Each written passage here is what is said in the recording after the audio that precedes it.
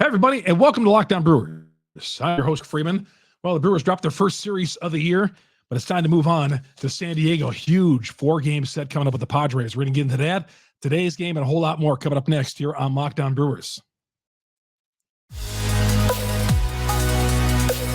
You are Locked On Brewers, your daily Milwaukee Brewers podcast, part of the Locked On Podcast Network, your team every day.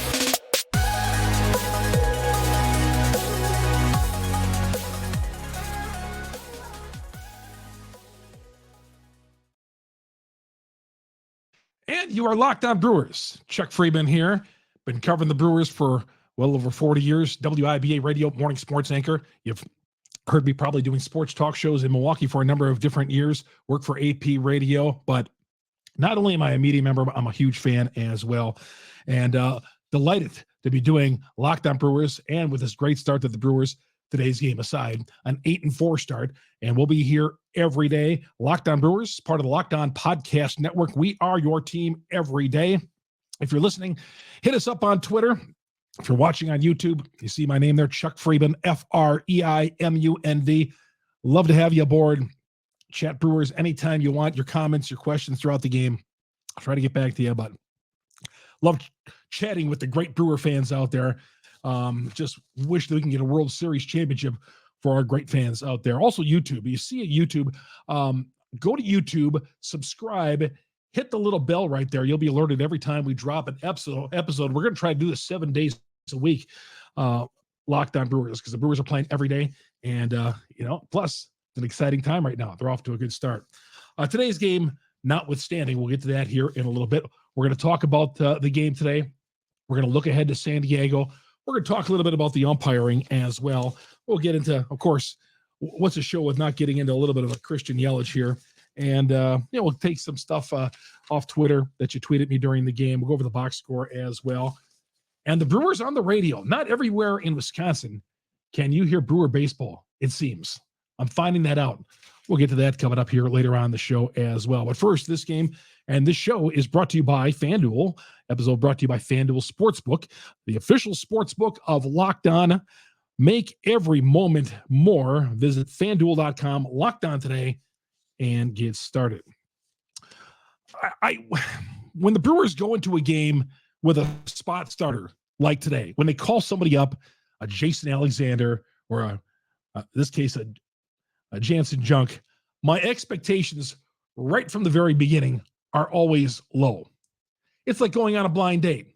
You set your expectations low, and maybe you're surprised once you go on that date for a couple of hours. Who knows? Or a couple of minutes, depending how things are going for you on that date. But, if it's a pleasant surprise when things work out well, and it's a pleasant surprise when the Brewers get off to a great start like this, and they get a nice effort from a spot starter called up from AAA.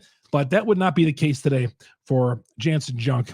I didn't expect much. He gave up a 3-run blast to Gurriel early on. It made it 4-0. Those things are going to happen. I'm not expecting him to go out there and give me 5 no-hit baseball. I just don't. And the Brewers right now are shorthanded in pitching. You look at Hauser, you look at Woodruff, Ashby. Tomorrow's starters undecided. Here we are into 2 weeks into the season. It'll be 2 weeks on Thursday that we've it's a little bit more, about 2.5 weeks into the season. And we don't have a definite starter for tomorrow's game in San Diego. The Padres, of all teams, we're messing around. So it looks like they pushed everybody back a day. This was supposed to be a start for Eric Lauer, but we'll get to that a little bit later on in the show. But, how starting pitching is this team. Hauser, Woody, and Ashby. 3 guys in your starting rotation. You're playing already with one arm tied behind your back. And Jansen Junk, God bless him, he came up and, he's trying out there, but he hung one, gave up that home run to Gurriel, and they're down 4-0. Now, the Brewers did battle back in this game. The 7th inning, they pushed 3 runs in. Christian Yelich, who didn't come through earlier in the game, got caught looking with runners on base, 2 guys on, and 2 outs. And I think it was the 5th inning, struck out. And I told you, I'm tired of watching Yelich look at strike 3. especially one that's like right off the inside corner, which he could turn on. But the 7th inning, he came through. He came through with a base hit, and it made it 5-3. And you're thinking, okay, they're going to come back and win this game. Then Willie Adames bounces into a double play, safe at first base. Okay. I don't know what's going on with the umpiring crew. And I hate to go there again and blame officials and umpires and all that. But man, we've had some bad calls go against the Brewers so far this year. That mile-long strike zone on Monday night. And this play, how did replay not show Adames safe at first base? I might cost him the game right there. The replay I saw, okay, safe at first base. New York saw something different. I don't know what's going on there, but Adames was safe at first base. So the Brewers got screwed there, and before you knew it, they were out of the inning there with just 3 runs. So it is 5-3 at that point. Junk is long gone. We'll get to his line coming up here in a little bit. He did win to go in 4 2/3, 7 hits, 4 earned runs. But it's 5-3, and then Gus Varland gives up a 2-run homer in the bottom of the 7th inning. So much for this bullpen having that scoreless streak. It was broken last night, and then Garland contributed to it today. So it was 5-3 with Varland getting the ball in the bottom of the 7th, gives up the home run, 7-3, and not much hope after that. But I was not happy with that call at first base. I don't know how you all felt about that, but I was upset. Again, I hate blaming officials and umpires. But my gosh, Aaron Boone, the Yankee manager the other day, on instant replay, he was questioning. A call did not go his way in Cleveland, and it turned out to be the right call, but they gave Terry Francona forever to review the call, and that's what Aaron Boone was upset about it. He came out, and he's probably going to get fined regarding this. He said, well, the fans really influenced that, and the officials ended up taking a look at it, the umpires, and sending it off to New York, and they reversed it. It was the right call, but they gave Francona way too much time to question that call and to go to replay. So, and then Boone comes back today and he gets thrown out of the game as a result of what happened. You see that with managers. If something bad happens to a manager in one day, next day you might see an early heave-ho. That happened with Aaron Boone. So the bottom line on this, the home plate umpiring. There was a Brewer game earlier this year. There was a shot down the first base line. It was the Mets series. Clearly fair at AmFam Field. The Mets were at the plate, and the first base umpire ruled foul ball. And it's like, what are you doing? I mean, it was clearly fair. So I don't know what's going on with these umpires. Either they're looking for a fight or they're not getting the calls right, and they're dependent too much on this instant replay. And even when they go to replay, the Brewers get screwed. So the Brewers have been screwed on a few calls today. That's the bottom line. So anyway, they lost the game 7-3. Contreras behind the plate, 2 more errors today in the first couple of innings. He's got 3 on the season. Winker did not play. He's not feeling well. He is not feeling well, and I know many of you are wondering why Winker's not in the lineup, because he's one of the veterans who's been carrying this team early part of the season, but not feeling well, and he did not play. How it looks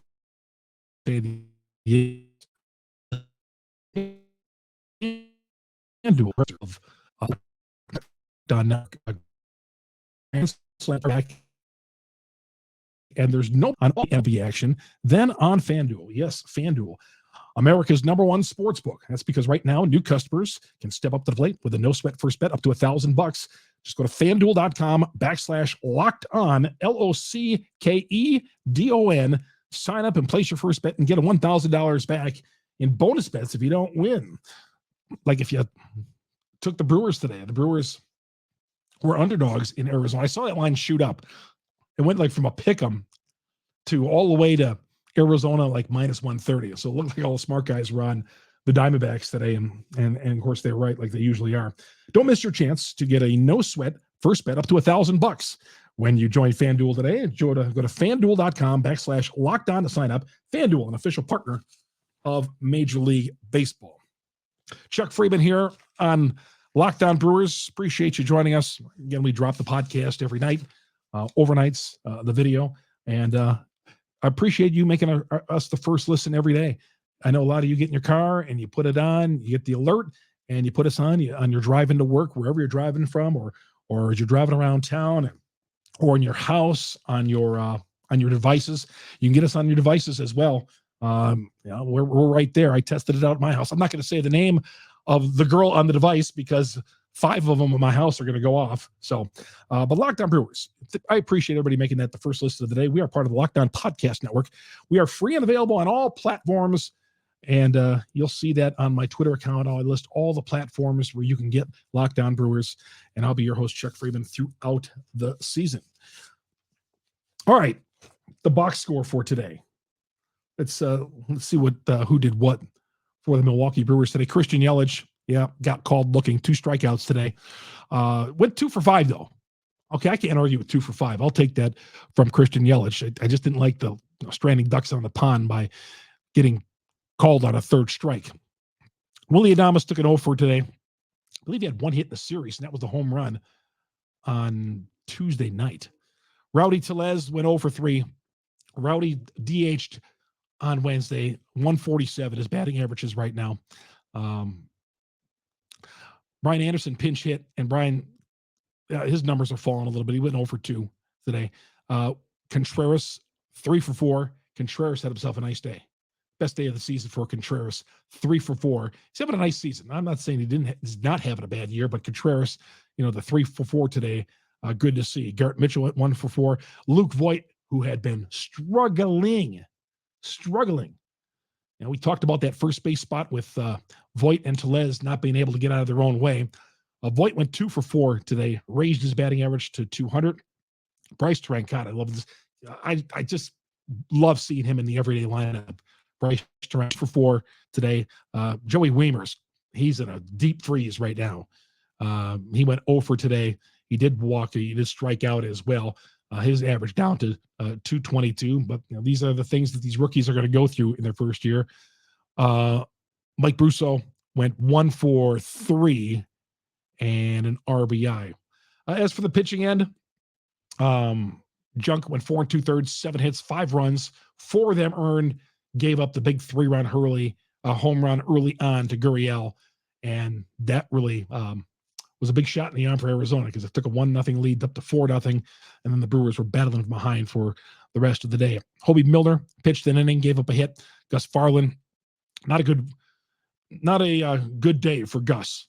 We'll just say that. 3 hits, an inning and a third, and of course he gives up the 2-run homer. And Guerra continues to pitch well out of that bullpen. Really no pressure. He's really been in a high leverage spot. 1 hit and 1 inning of work. So that's where we stand with the Brewers right now. 8-4, heading into San Diego for a huge 4-game set with the Padres. And I know you're going to say it's just early in the season. It's only 12 games in. Yeah, I don't look at it that way. I know days like today are going to happen, and days like Saturday night and Monday are going to happen where you just can't get out of your own way.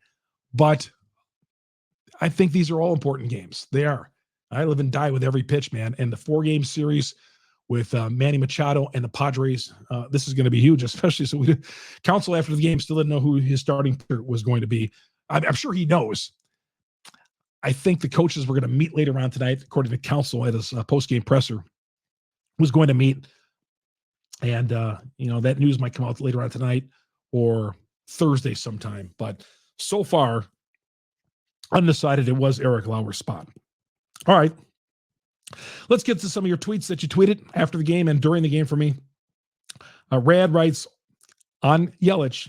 Again, Yelich is a lightning rod on Twitter these days. I mean, and rightfully so. Just like Brawny was. Brawny was a lightning rod after he signed that contract, because when you sign a contract, I believe, yes, you need to live up to that deal. You need to live up to that contract. And right now, as we all know, Yelich isn't. Rad says visits lately are in garbage time. Let's see if we can see him produce consistently. He had a home run on Sunday. That wasn't garbage time, Rad. And then he had the 2-run single to get it within 5-3. So that wasn't really garbage time today. I can't totally agree with you because he's had some base hits, but he's also had some moments where he has failed in big moments. Aaron says on Yelich, multiple times when he swings at the first strike, he sees he does well. When he swings at the first strike, he sees he does well, but something is very off. Well, something's been off since 2020. Well, since the knee injuries, 2019, September of 2019, but I don't know. Rob writes, what does your gut tell you is the reason for his decline? Totally baffling for me, and I don't think it has anything to do with his knee. I certainly do. I know some of you question other things out there with Yelly. I really do. I think it's the knee. People I've talked to have said, who are closer to the team than I am, says, possibly could be that knee, but I don't think anything else is going on there. I really don't. He gets to the plate, looks like he's going to take a good approach. And then when you see a guy who has had, we were spoiled from his past, who came through so much. And at one point I said about Yelich, this was in 2019. I said, this guy's the best Brewer ever. Too soon, obviously, but I was that all in on Yelich. 2018, he was great. 2019, he was great. And then I cut him some slack for that 2020 season, and I really don't count that season at all. But then after that, man, 2021, 2022, where's the power? Where's the drive in the ball? I just don't get it. So could be the knee, but I'm telling you, they're not benching him. I know some of you, the cry out there is for Gus Fralick to come up here and take his spot. They are not benching Yelich. They might sit him for a day. They might put him at the DH spot, but they are going to keep on running him out there. Mark Attanasio gave him $26 million.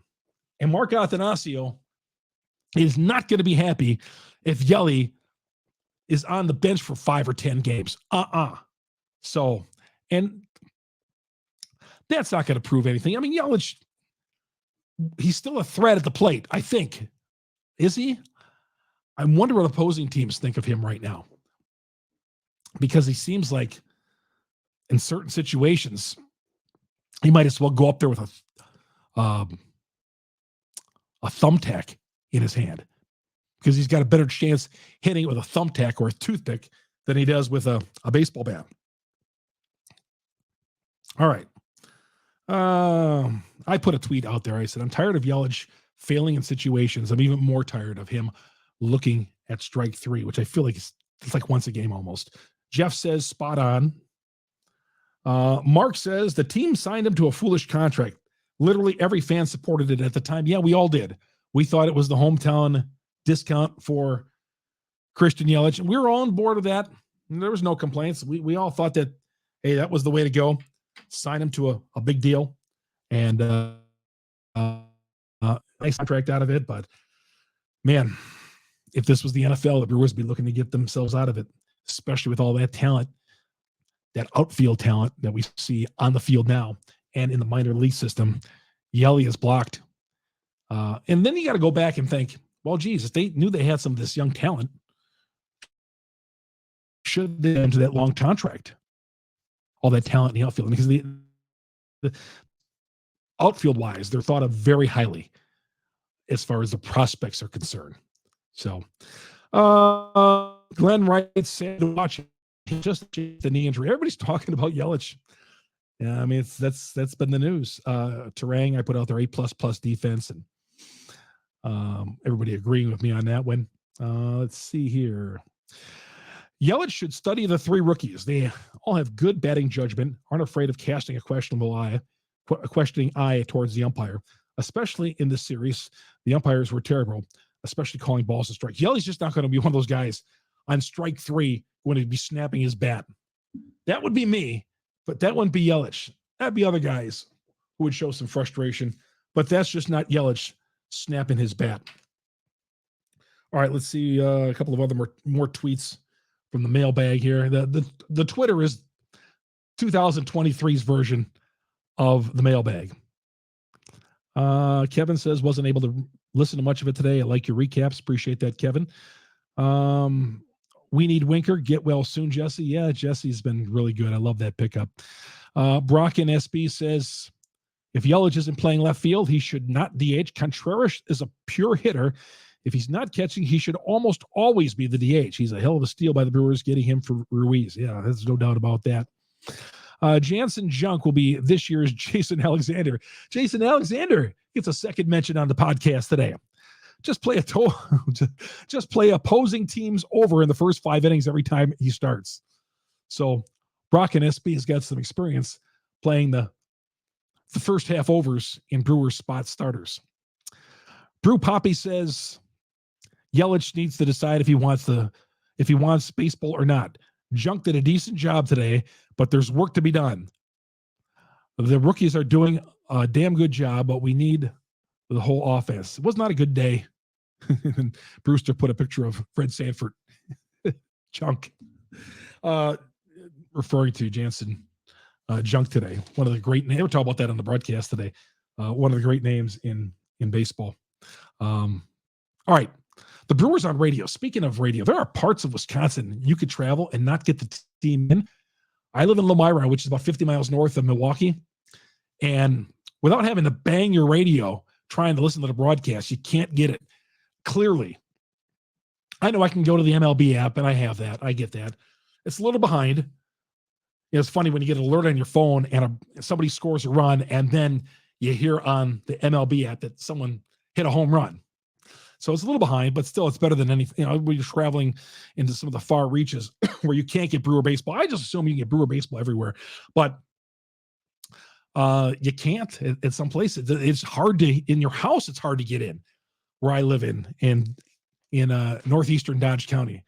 I'm trying to hear the Brewers because I had to go somewhere in the first couple of innings today, and it was difficult. So I like to see the Brewers find a way to get every radio station so completely blanketed the state of Wisconsin. So there's probably other spots in Wisconsin where you can't get the Brewers clearly.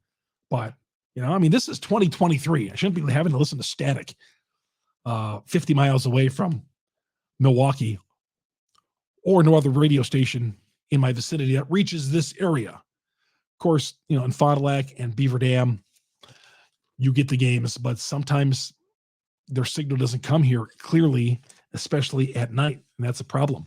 So the Brewers radio, they got everywhere you go in the state of Wisconsin, you should be able to hear the game without guessing. Talked about the umpires. Yeah, the umpires, something's going wrong there. I just don't know what's going on with those guys.